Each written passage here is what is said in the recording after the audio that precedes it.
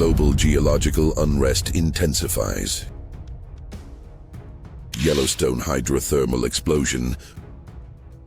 Reykjavik eruption. And Mount Lewitobi awakening mark a historic multi-continent event. A massive hydrothermal explosion tore open part of Yellowstone National Park in the United States.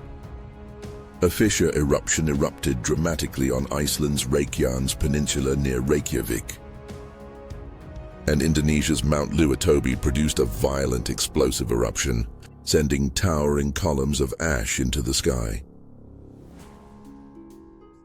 The near-simultaneous occurrence of these events has sent shockwaves through the global scientific community, triggering coordinated monitoring on an international scale. Though these eruptions are driven by different geologic processes, their convergence underscores a period of heightened global geodynamic activity. Scientists are now calling this week one of the most significant multi-volcano episodes of the decade. Yellowstone. Hydrothermal explosion shatters the stillness. The chain of events began early in the Norris Geyser Basin, one of Yellowstone's most volatile thermal zones. Park visitors and researchers were startled by a deep, resonant rumble beneath the ground, followed by a violent hydrothermal explosion that shattered the silence. Within seconds, superheated water, steam, and fractured rock were blasted hundreds of meters into the air, creating a new crater measuring approximately 65 meters in diameter and 30 meters deep. For those who witnessed it, the event was surreal.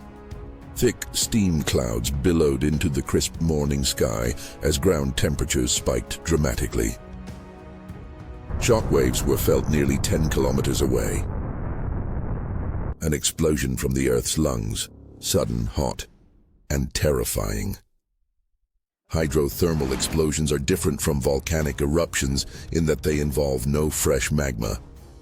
Instead, they're caused by sudden catastrophic pressure release in a sealed geothermal system. This pressure had likely been building beneath Norris for weeks.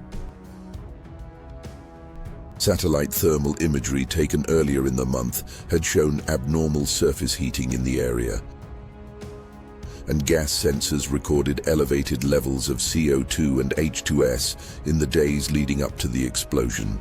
However, as with many hydrothermal blasts, the transition from quiet instability to explosive release was almost instantaneous, leaving virtually no time for early warnings. Seismic instruments detected a burst of shallow microquakes just minutes before the explosion, but by then it was too late to issue alerts. Several people suffered minor injuries from flying debris and scalding steam, but no fatalities were reported. The explosion carved fresh fractures in the ground, displaced tons of mineral-rich material, and temporarily destabilized nearby geyser systems. Steam vents continue to roar from the new crater, and scientists are now monitoring the potential for additional explosions as pressure equilibrates underground.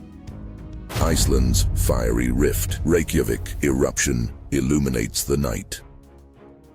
For weeks, residents of Reykjavik had felt small tremors, daily reminders of the magma rising below.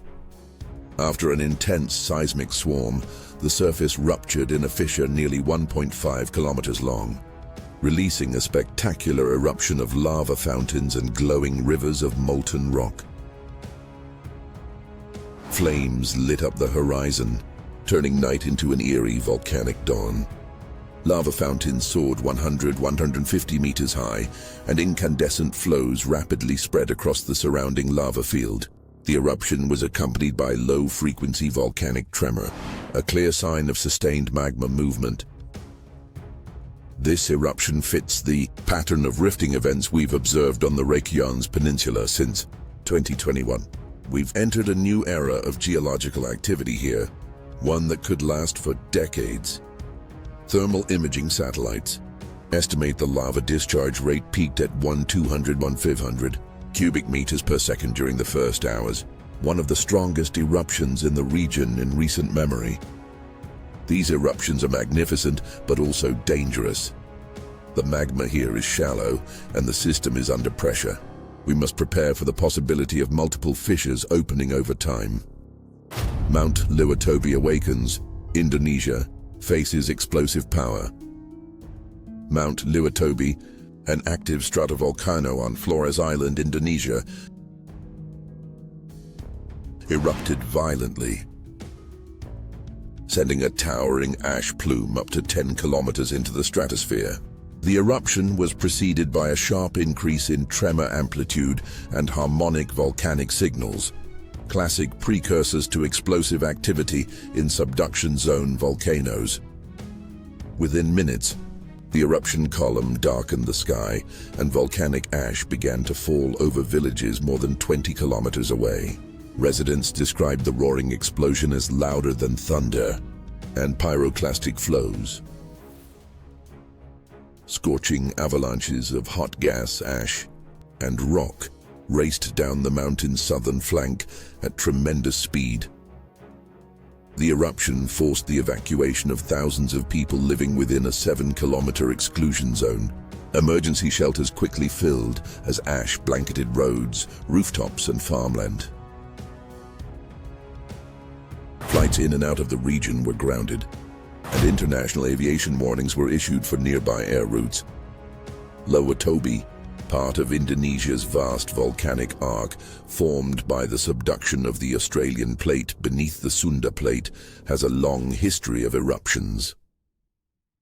This current activity is not just explosive, but also multi-phase, with alternating periods of explosive bursts and sustained gas emissions. A pattern that can last weeks. Global monitoring ramps up. As these three major events unfolded nearly simultaneously, international scientific networks sprang into action.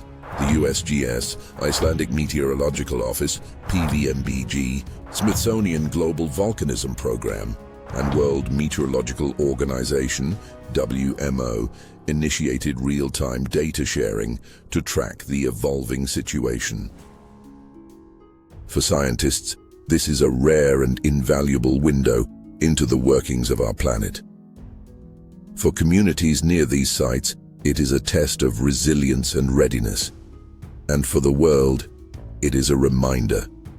The Earth is alive, and its power moves on a scale far beyond human control.